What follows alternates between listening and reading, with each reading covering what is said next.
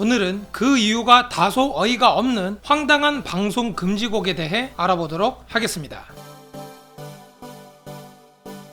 박명수 하면 가장 먼저 떠오르는 노래인 바다의 왕자는 코믹한 가사와 밝은 분위기로 여름만 되면 자동으로 소환되는 대표적인 시즌송인데요. 원래는 작곡가가 쿨에게 주려고 만든 노래였지만 박명수의 매니저가 찾아와 가수가 누구인지 밝히지 않은 채 거액의 돈을 주고 곡을 사갔다고 합니다. 하지만 바다의 왕자는 가사 중에 쭉쭉빵빵 날씬한 다리, 세겹 뱃살 접힌 아줌마 이 부분이 저속하다는 이유로 KBS 심의에 걸려 퇴짜를 맞게 되는데요. 이후 가사를 개사 후 2008년에 재심 끝에 금지곡에서 해제가 됩니다.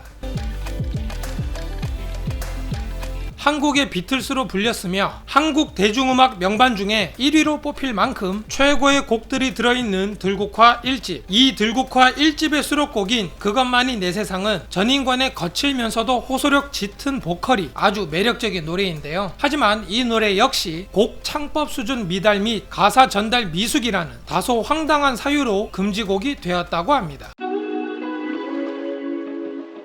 1세대 남자 아이돌 그룹 중에서 최고의 인기를 얻었었던 그룹 H.O.T. 이들 노래 중에서도 방송 불가 판정을 받은 노래가 있는데요. 바로 2집 앨범의 타이틀곡인 늑대와 양입니다. 이 노래 중간에 늑대 빌어먹을 짐승 같은 놈들 이 부분에서 빌어먹을 이 가사가 비속어 사용으로 심의에 걸리게 됩니다. 1997년 당시에는 가사에 대한 검열이 굉장히 심했는데요. 결국 늑대와 양은 MBC에서 방송 불가 판정을 받았고 이후 문제가 된 부분을 삭제한 후 방송을 했다고 합니다.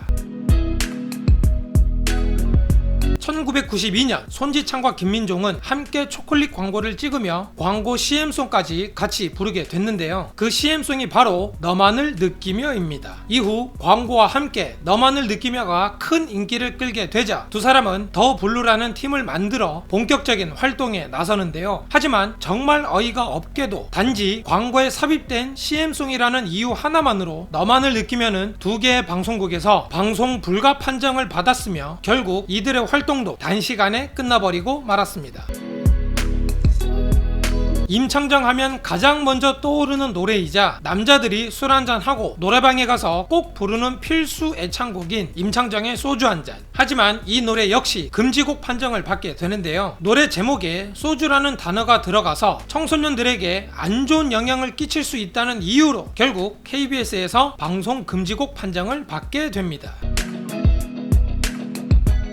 덩크슛은 1993년 이승환의 3집 앨범 수록곡으로 덩크슛을 하고 싶다는 소망을 재미있게 풀어낸 노래인데요. 하지만 이 노래가 발표되기 1년 전인 1992년 당시 대한민국은 휴거 소동으로 인해 무척 예민한 시기였는데요. 여기에 맞물려 덩크슛 후렴 부분에 야발라바 희귀하라는 가사가 종교 방송에서 미신 조장을 유발한다는 다소 황당한 이유로 결국 방송 불가 판정을 받게 됩니다.